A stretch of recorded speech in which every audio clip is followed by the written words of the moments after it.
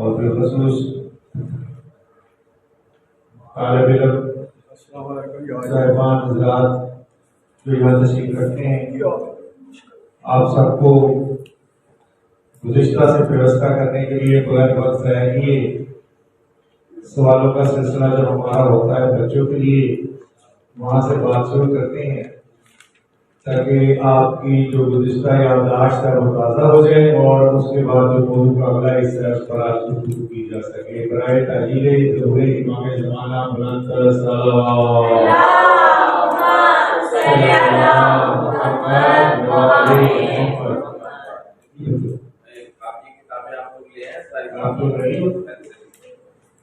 کسی کے پاس کوئی ایسا بچہ نہیں کافی کتاب میں چھوڑ کے آیا ہو، اگر چھوڑ کے آئے تو بیٹا لے آئے۔ آپ رہیں گے سوالات کے جوابات دینے کے لیے؟ سب سے پہلا سوال آپ کے لیے یہی ہے کہ جو گزشتہ میں موضوع پڑھا تھا اس میں آپ کو یاد ہوگا کہ ہم نے ایک حدیث ایک روایت پڑھی تھی جس میں ہمارے زمانے کے امام اپنے اصحاب سے کچھ باتیں لیں گے اور پھر اس کے جواب میں کچھ باتیں بتائیں گے۔ یاد ہے آپ کو؟ اصحاب سے باتیں لیں گے مولا اکیل اور پھر اس کے جواب میں ان سے وعدہ فرمائیں گے۔ یہ بتائیے کہ آپ کے زمانے کے امام جب ان سے وہ 22-23 باتیں لے چکے ہوں گے تو اس کے جواب میں مولا ان کے ساتھ کیا عہد ہے؟ اپنا تعلق کے بعد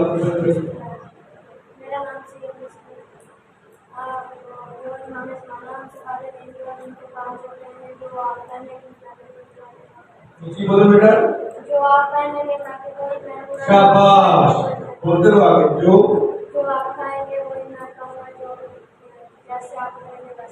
بر محمد والے محمد صلی اللہ علیہ وسلم، شاباش۔ تو آپ کے ذہن میں یہ چھوٹا والا تو نہیں، بہت بڑا والا ہے نا؟ شاباش، ان کی حوصلہ افزائی کے لیے بلند سلام۔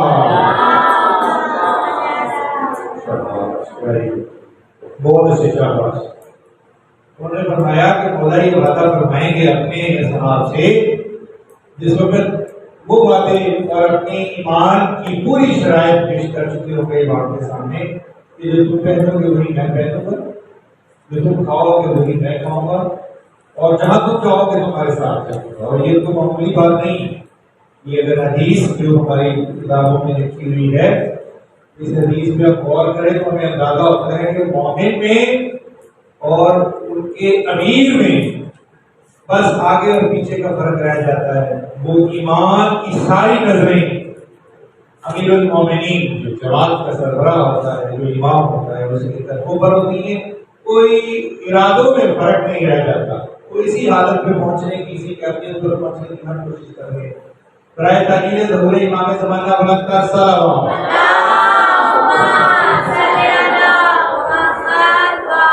اور میں نے آپ سے عرض کیا تھا گزشتہ اتوار جب امام فتوحات کرتے ہوئے یعنی مکے سے نکلیں گے، مدینے تشریف لے کے جائیں گے، پھر کوفہ آئیں گے، کوفہ کے قریب نجف میں ٹھہریں گے، تو پشت کوفہ سے ایک حدیث ہے صالحین کو پشت کوفہ سے اٹھائیں۔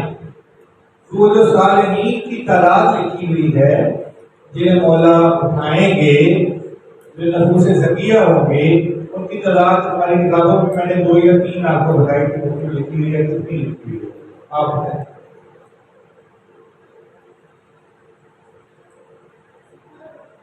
مجھے بولو، ادھر پاس ہو گئے، اب بولو، پہلے اپنا نام بتاؤ۔ سید غلام احمد شاہ صاحب فرمائے 70,000 نے درست جواب دیا ہے۔ سلام 70,000 ادھر 70 بھی لکھی ہوئی، 700 بھی لکھی ہوئی ہے، تو ہماری تو خواہش یہی ہے نا کہ مولا بادی سلام سے جب اٹھائیں گے سب کو تو وہ سب کو مومنین کو موقع دے زیادہ سے زیادہ کا کہ وہ حاضر ہیں۔ سلام محمد وآل محمد. یہ بچوں کی حوصلہ افزائی ہے، یہ بہت ضروری ہے. یہ آپ کی اپریسیشن بھی ہم کرتے ہیں اور ان بچوں کی محنت بھی ہے کہ یہ شوق سے علم حاصل کر رہے ہیں. انشاءاللہ تعالیٰ آپ کی محنت میں ملائے گی اور شہر میں ماحول تبدیل ہوگا. جو شوق آپ نے پیدا کیا ہے، جو جذبہ آپ دلا رہے ہیں ہمارے شہر میں، آپ کا شکریہ ادا کرتے ہیں. اللہ اسی کو قائم اور قائم رکھے. ایک اور سوال کہ آپ کے زمانے کے امام جب کوفہ میں تشریف لے آئیں گے، سفیانی کی فوج کو وہاں سے نکال دیں گے، ابھی سفیانی سے جنگ نہیں ہوئی ہوگی، تو ایک ذات ایسی ہے جو امام کے سامنے کھڑی ہوگی، وہ اپنوں پہ سے ہوگی اور وہ کیا ڈیمانڈ کرے گی مولا سے، کیا کہے گی اور کیا اعتراض کرے گی. اس کا نام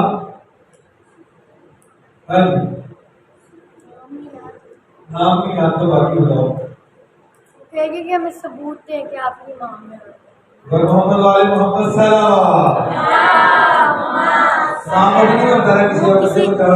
وہ شخصیت مولا سے ثبوت مانگے گی امامت کا. وہ کسی قبیلے کے سردار، وہ قبیلے کے سردار ہوں گے. اور محمد وآل محمد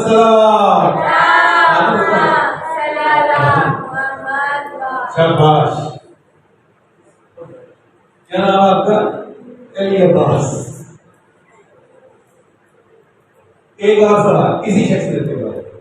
اگر کسی کو معلوم ہے کہ وہ شخصیت کس نام سے تاریخ میں لکھی ہوئی ہے، اور ایک تو ثبوت واقعہ ہے، شاہ صاحب نے کہا ایک بات یہ ہے کہ وہ اعتراض بھی کریں گے مولا پر، ان کے رویے پر، ان کا نام اور ان کا وہ اعتراض کیا ہوگا کون بتائے؟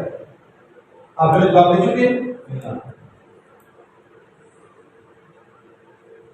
جی بیٹا کوئی اور؟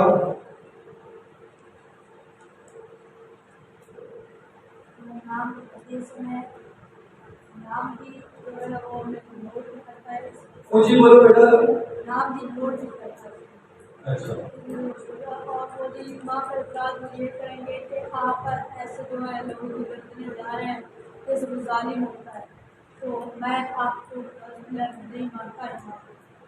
اور محمد والے محمد صلی اللہ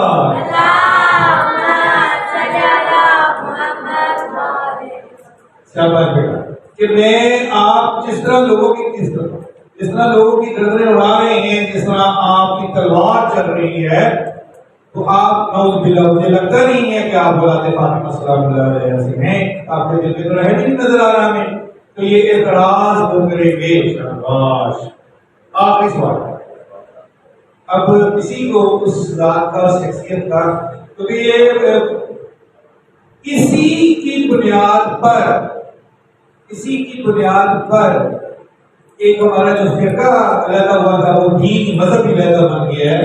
یہ جو احمدی کہلاتے ہیں، احمدی مرزئی، اپنے آپ کو مرزئی بھی کہلاتے ہیں، احمدی بھی کہلاتے ہیں، قادیانی بھی کہلاتے ہیں، جو یہ دعویٰ کرتے ہیں کہ امام مہدی عبداللہ آگے اور انہوں نے نبوت کا بھی دعویٰ کر دیا اور پھر آگے عیسیٰ علیہ السلام کا دعویٰ کر دیا. وہ اس حدیث کو بھی کہتے ہیں کہ ان کا ایک بندہ تھا جس نے یہی سوال کیے بقول ان کے نام نہاد امام سے، اور اس نے پھر جواب دیے. تو کسی کو اگر نام یاد ہے تو بتائیں. جو نام کا تاریخ میں لکھا ہوا ضروری ہے، کیونکہ انہوں نے اسی نام کو کوٹ کیا ہوا ہے اپنی کتابوں میں. نہیں پتا کسی کو یاد نہیں تو میں آپ کو بتا دیتا ہوں. اس سردار کا نام سید حسنی کے نام سے، پورا نام نہیں ہے، بعض کتابوں میں محمد ہے، ان کا نام محمد ہوگا، لیکن یہ محمد کی جو شہادت کا کوئی مضبوط نہیں ہے. تو حسنی سید کے نام سے ہماری احادیث کی کتابوں میں وہ موجود ہے. تو کوفے کے بہت بڑے سردار ہوں گے، صاحب علم ہوں گے. اور پھر اسی طرح میں ایک اور سوال پوچھ لیتا ہوں، ایک انعام کا موقع اور آپ کو دیتے ہیں. مولا ثبوت کے طور پر انہیں کوئی چیز دکھائیں گے، وہ چیز کیا؟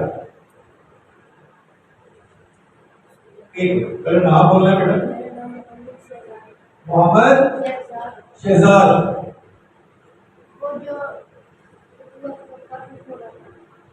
شاباش. اور محمد والے محمد صلی اللہ. آپ کو عہد نامہ دکھائیں گے جو عہد نامہ خطی برکت محمد مصطفیٰ صلی اللہ علیہ وآلہ وسلم میں عائمہ کے لیے لکھا ہوا ہے، اور اسی کو مذہب فاطمہ سلام اللہ علیہ بھی کہتے ہیں، بعض کتابوں میں یہ لکھا ہوا ہے کہ شاید یہ وہی ہوگا جو وہ دکھائیں گے۔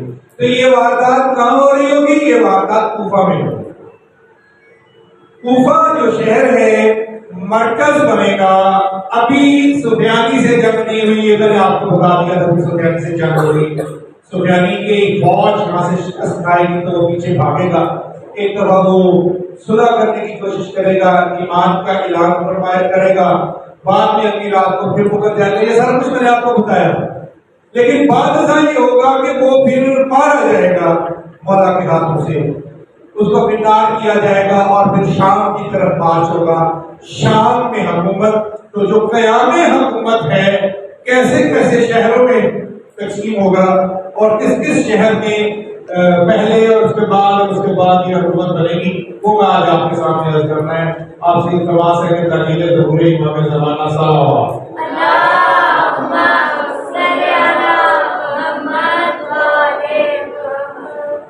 قیامت حکومت امام زمانہ علیہ السلام، قیام حکومت امام زمانہ علیہ السلام کا آغاز میں نے بتایا کہ جس وقت کوفہ فتح ہو جائے گا تو آغاز ہوگا، تو پہلا شہر جو آپ کی دسترس میں آئے گا، حالانکہ مکہ آ چکا ہوگا لیکن مکہ باقاعدہ دسترس میں نہیں آیا، امام وہاں اپنا ایک نائب مقرر کر کے تشریف لے آئے ہوئے ہیں کوفے کی جانب، لیکن کوفہ ابھی امام کی باقاعدہ حکومت، مکہ ابھی باقاعدہ حکومت کا مرکز نہیں بنا ہوگا۔ تو پہلا شہر جو فتح ہوگا وہ ہے کوفہ۔ کیوں؟ اس کی وجہ یہ ہے کہ دارالحکومت وہ مقام ہوتا ہے کہ جو ہر صورت میں اس ذات کے قابو میں ہونا چاہیے۔ یہ پولیٹیکل اصول ہے کہ جب آپ کسی جگہ پر، کسی علاقے پر فتح کا اعلان کرتے ہیں تو دارالحکومت آپ کے قبضے میں ہوتا ہے تو پھر ہی فتح ہوتا ہے۔ تو پہلا شہر جو آپ کو میں نے عرض کیا تھا کہ جو مرکز بنے گا، دارالحکومت بنے گا، صرف امام زمانہ علیہ السلام کی اس عربی حکومت کا نہیں، عالمگیر حکومت کا جو مرکز بنے گا، جیسے کہ اقوام متحدہ نے آج کل مرکز بنائے ہوئے ہیں دنیا میں، طاقت کا مرکز بھی وہی ہوگا اور علم کا مرکز بھی وہی ہوگا، کوفہ۔ تو پہلی حکومت مولا کی کوفے میں، اس کے بعد میں نے آپ کو پہلے بھی بتایا تھا کہ دوسری طرف جو اگلا قدم مولا کا پڑے گا وہ ہے شہر مدینہ، مدینہ محمد مصطفیٰ صلی اللہ علیہ وآلہ وسلم۔ مدینہ میں آپ تشریف لے کے جائیں گے کوفے سے فوراً بعد، اور یہ ایک اور یہاں پہ میں اضافہ کرتا جو آپ کو بتاؤں کہ نجف اور کوفہ تو کوئی جگہ نہیں، کوفے کی حکومت جب آپ کی بن جائے گی تو یہ جتنے شہر کوفے کے گرد و نواح میں ہیں مشہور و معروف، یہ سارے کے سارے خود بخود آپ کی حکومت کا حصہ بن جائیں گے۔ آج کل آپ کو پتہ ہے کوفہ کون سے ملک کا حصہ ہے؟ بچوں کو بتائے گا کوفہ دنیا کے کون دو آپ تین آپشن پر دیتا ہوں، ایران، سعودی عرب، عراق۔ ایران، سعودی عرب، عراق۔ شاباش۔ یا کس شہر کا، کس ملک کا حصہ ہے؟ عراق کا۔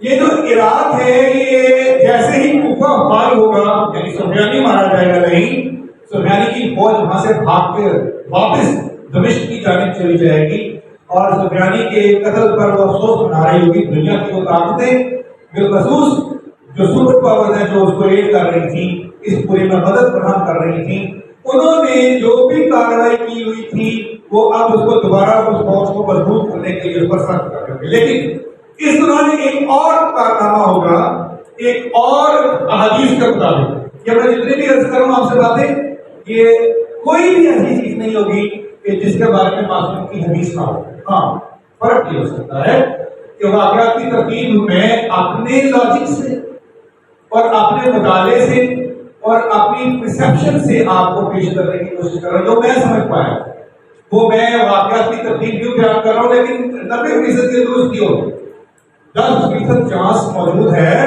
کہ شاید واقعات کی ترتیب کوئی اور ہو، لیکن ہوں گے یہ ضرور واقعات۔ ایک اور کارنامہ سمجھ آ پائے گا اس دوران کہ ایک بادشاہ میں نے آپ کو بتایا تھا، اب یہ سوال پوچھنا میں نے آپ سے کہ جو اپنا لشکر لے کر راستے میں فوجوں سے لڑتا ہوا، جس کو روکا جا رہا ہے امام زمانہ تک پہنچنے کے لیے، لڑتا ہوا پہنچ رہا ہے، جس کے لشکر کو دعائیں دی ہیں معصومین علیہ السلام نے، وہ ذات کون سی ہے اور وہ کس ملک کا سربراہ ہو؟ آپ نے سر بولو جی شاہ صاحب، آپ ہاں بولو، تم بھی بولو، ٹھیک ہے بتاؤ سید خراسانی اور محمد والے محمد صلی اللہ علیہ وسلم۔ ایران پورے کا پورا ملک یہ فتح نہیں ہوگا، ایران میں فتح نہیں ہونا، اس کے بارے میں فرمان معصوم علیہ السلام ہے کہ چابی اپنی حکومت کی ایران کے سربراہ امام زمانہ کو کوفے میں دے دی، یعنی چابی سے مراد یہ محاورت بات ہے، علامت بات ہے، اس کا معنی یہ ہے کہ اپنی حکومت کا اقتدار جو اس کا پورے ملک کا اقتدار ہے وہ امام کے سپرد ہوتا ہے، سید خراسانی۔ تو کوفہ، مدینہ اور اس کے بعد ایران، اور اس کے بعد آپ دوبارہ مکہ تشریف لے کے جائیں گے تاکہ عرب پورے کا پورا جو ہے وہ آپ کی حکومت کا پوری حکومت کے دائرہ کار میں آ جائے۔ تو مکے میں جب آپ تشریف لے کے جائیں گے تو بعض روایات یہ ہیں کہ یہاں سے پھر آغاز ہوگا اس کارروائی کا کہ جس پر اپنے بھی پریشان ہو جائیں گے۔ جب آپ کوفہ سے نکلیں گے، مدینہ جائیں گے، ایران جائیں گے، یہ جذبہ قائم ہوگا مومنین میں، آپ کی فوج میں، آپ کی سپاہ میں۔ اب آپ کو عرض کروں گا تو آپ بھی شاید، میں بھی اگر نعوذ باللہ مجھے حدیثیں نہ پڑھی ہو تو میں بھی یہ ہوتا ہوا دیکھوں گا، پریشانی تو ہو جائے گی نا، اس لیے کہ امام کی حکومت کا قائم ہونے کا آغاز ہو چکا ہوگا، دنیا ابھی بھی شک میں مبتلا ہوگی۔ 80 سے 80% لوگ مسلمان شک میں مبتلا ہوں گے جب تک یہ ساری کاروائی ہو رہی ہوگی۔ بعض لوگ لڑ رہے ہوں گے تو سفیانی کے ساتھ تھے، اور جو یورپ کی طاقتوں کے ساتھ مل چکے ہوں گے مسلمان امام کی فوج سے، لیکن اکثریت چھپ کر رک کر بیٹھ جائے، جو ہمارے اہل سنت بھائی ہوں گے یا جو بھی ہوں گے تشیعوں میں بھی وہ لوگ بیٹھ جائیں گے، انتظار کریں گے کہ وہ اور علامات میں بھی پوری ہو جائے۔ تو یہ شخص یہ جو فتوحات ہو رہی ہے تو کوئی بھی کر سکتا ہے، باقی علامات کے پورے ہونے میں بھی شک میں مبتلا ہوں گے۔ تو جب مولا مکہ تشریف لے کے آئیں گے، یہاں سے وہ آغاز فرمائیں گے جو سورہ توبہ میں فرمایا گیا ہے۔ آپ نے اگر سورہ توبہ پڑھی ہو تو سورہ توبہ کی پیک کی ہے کہ مسجدیں تو صرف اور صرف اہل تقویٰ بناتے ہیں، تقویٰ کی بنیاد پر مسجد کی بنیادیں۔ مسجد کو گرانے کا واقعہ مدینے میں محمد مصطفیٰ صلی اللہ علیہ وآلہ وسلم کے دور میں ہوا تھا، مسجد زرار، اور محمد والے محمد صلی اللہ علیہ وسلم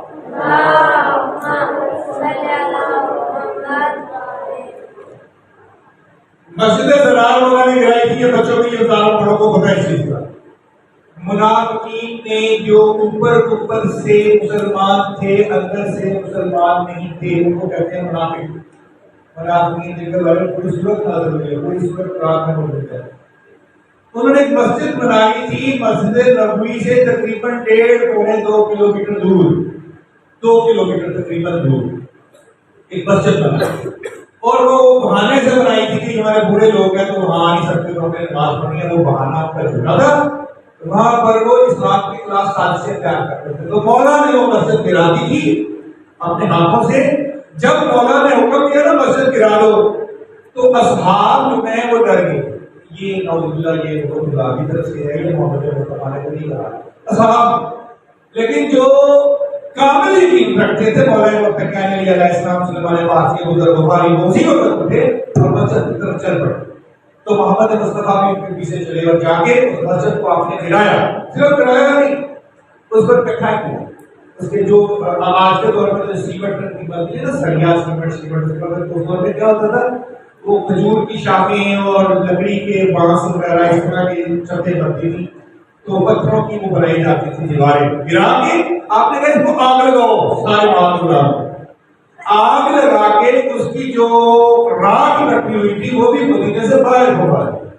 اتنی ناپسند کی تھی آپ نے، جس کو لوگ مسجد کہتے ہیں۔ یہ کام مکے میں ان کا بیٹا دوبارہ نعوذ باللہ، اس کا مطلب یہ نہیں ہے کہ وہ مسجد جن کو گرائے گئے ان کے آثار کو وہ مسجد منافقین نے بنائی ہوئی ہے یا وہ منافقین، مسجد وہی ہے جو تقوی کی بنیاد پر بنی ہے۔ پہلی دفعہ اس دنیا میں پہلا گھر جو بنا ہے، یہ قرآن مجید نے فرمایا، پہلا گھر اس دنیا میں جو بنا ہے اس کا نام کعبہ ہے۔ ایسے ہی ہے، یہ قرآن نے فرمایا ہے نا، پہلا گھر جو لوگوں کے لیے بنایا گیا، جس کی طرف لوگوں کے دل موڑ دیے گئے، لوگوں کے دلوں میں محبت پیدا کر دی گئی جس گھر کی، جس شہر کی۔ تو آپ جب یہاں پر دوبارہ تشریف لے کے آئیں گے تو وہاں حکم دیں گے کہ جس جگہ پر بھی ظالموں نے حرام کا پیسہ لگایا ہے وہ ساری بلڈنگیں گرا دی جائیں جو حرم میں شامل۔ خانہ کعبہ درمیان میں ہے، اس کے گرد پورا ایک دائرے کی شکل میں حرم ہے، حرم سے مراد مسجد، خانہ کعبہ درمیان میں اور اس کے گرد حرم۔ مولا جتنی عمارتیں مسجد کے نام پر اس کے گرد کعبے کے بنی ہوئی ہیں، لوگ گراتے ہوئے تردد کا شکار ہو جائیں گے تو پہلی کھدال جو پہلا جو چوٹ ہے وہ امام لگائیں گے، پہلے پتھر پاک گیا تو مومنین پھر جلدی سے آگے بڑھیں گے اور گرایا جائے گا۔ نعوذ باللہ، یہ مطلب نہیں ہے کہ خانہ کعبہ کی توہین ہو رہی ہے، یہ مطلب نہیں ہے کہ اللہ کے گھر کے اوپر کوئی ظلم تشدد ہو رہا ہے، نہیں، جو اللہ کے گھر کا اصل وارث ہے وہ آ گیا، اور اصل وارث کو ہی پتا ہوتا ہے کہ حق کتنا ہے اور کس جگہ پر ہے۔ اتنی سی بات، تو امام اللہ کے حکم سے خانہ کعبہ کے گرد جتنی عمارتیں خانہ کعبہ کی بلڈنگ سے عمارت سے اونچی ہیں وہ ساری عمارتیں نیچے کر دیں، اور اس سے بلند کسی کا مقام نہیں رہنے دیں گے مکہ میں، اور یہ کچھ وقت لگے گا جو گرد گرد آپ مسجد کے ایریے کو گرا کر دوبارہ تعمیر فرمائیں گے، ہر اس بنیاد پر جس بنیاد پر جناب آدم علیہ السلام نے روزی اول سے۔ اچھا، ایک اور کام کریں گے، یہ جو حجر اسود ہے اور مقام ابراہیم ہے، ان کے درست مقامات پر، خاص طور پر مقام ابراہیم، اس کے درست مقام پر اس کو پہنچائیں گے تو قدرت پر محمد مصطفیٰ صلی اللہ علیہ وسلم نے یہ کام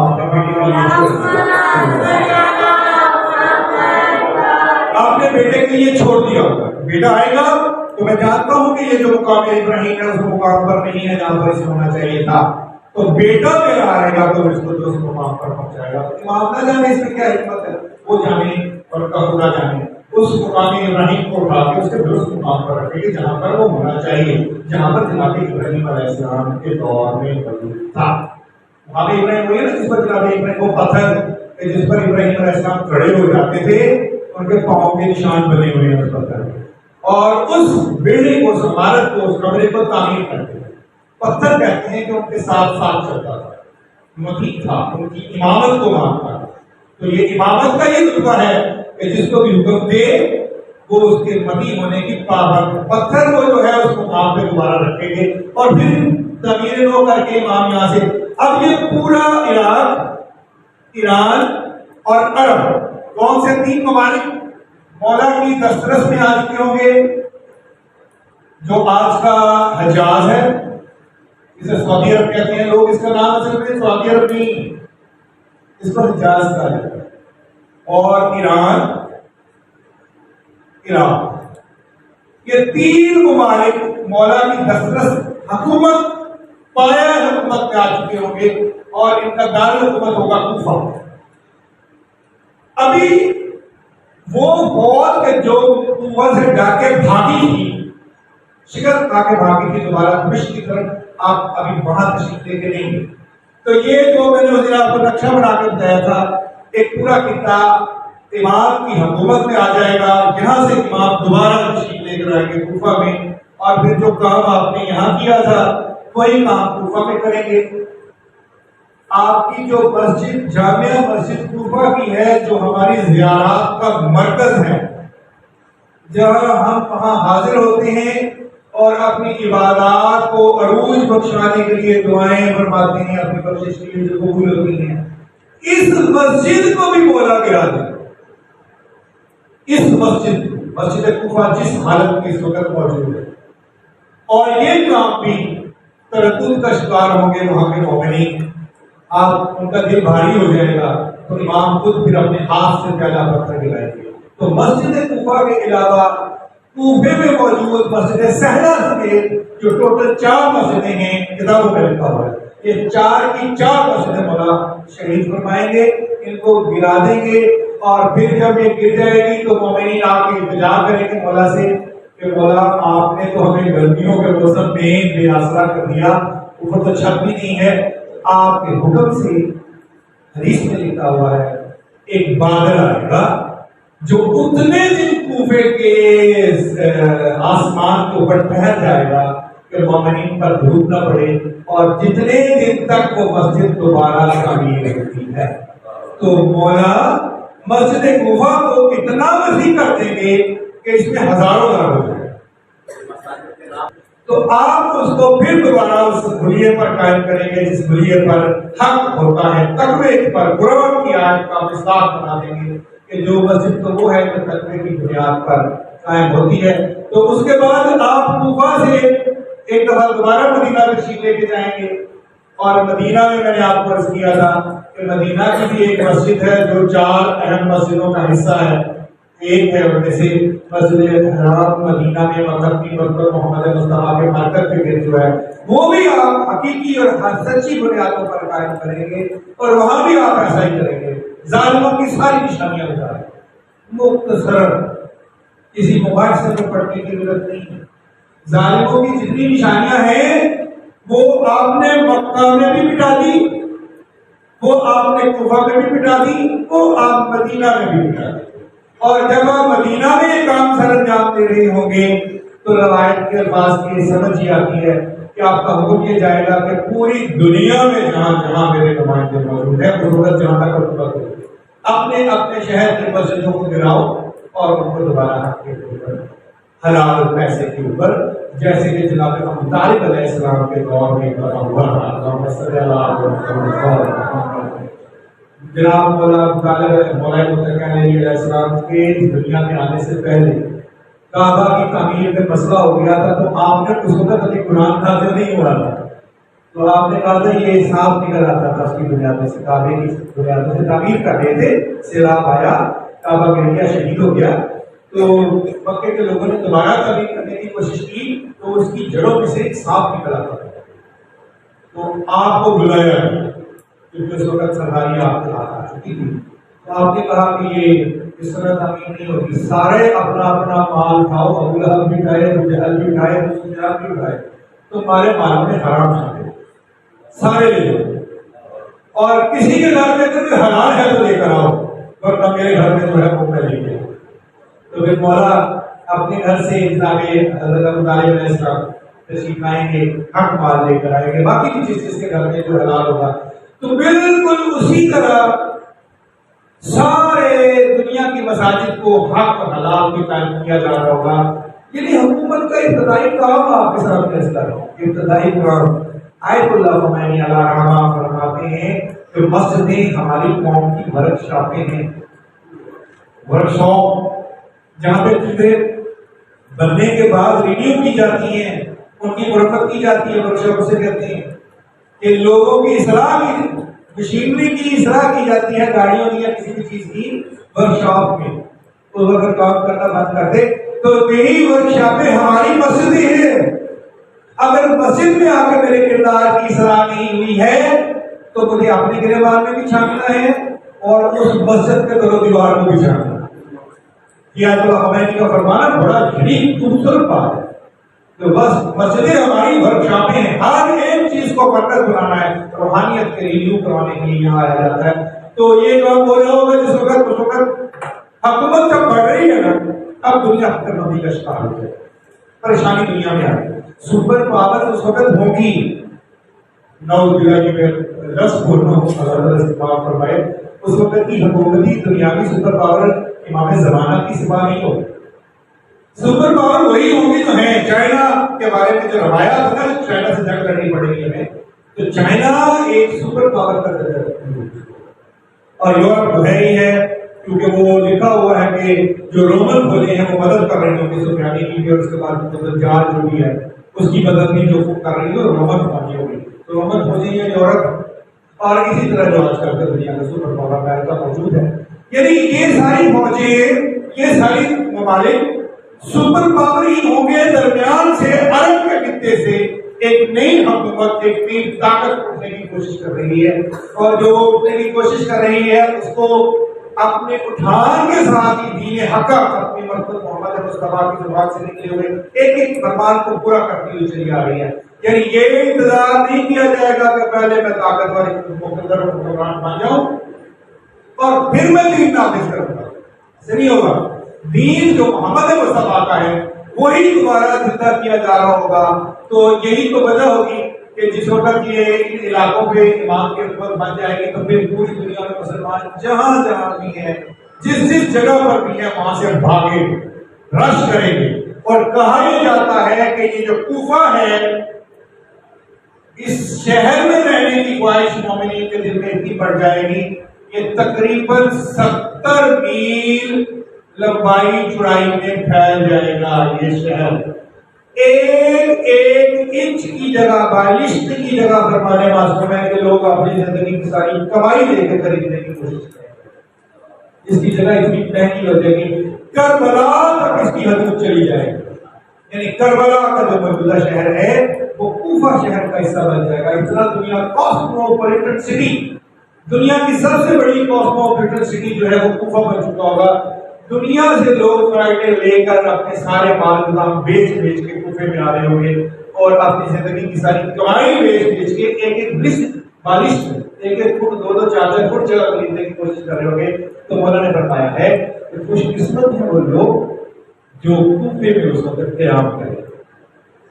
تو آپ مومن ہیں نا، تو امام کے منہ سے نکلی ہوئی خوش قسمتی کو حاصل کرنے کی کوشش نہیں کریں گے، سب کریں گے، بھاگیں گے کوفے کی طرف۔ تو یہ کاسموپولیٹن شہر میں تبدیل ہو رہا ہوگا۔ صرف شیعہ نہیں، اہل سنت جو اہل بیت کی محبت دل میں رکھتا ہے، اہل بیت کی محبت جس جس کے دل میں ہے محمد مصطفیٰ اور ان کی آل کی، وہ رش کرے گا، بھاگے گا۔ اب تردد اور شک سارے دور ہونا شروع ہو۔ آخری تردد اور شک مدینہ میں آئے گا کہ جس وقت آپ مسجدوں کو گرا رہے ہوں گے تو بہت سارے لوگ مولا کو چھوڑنے کی کوشش کریں گے، لیکن کچھ عرصے بعد وہ واپس شروع ہوگا۔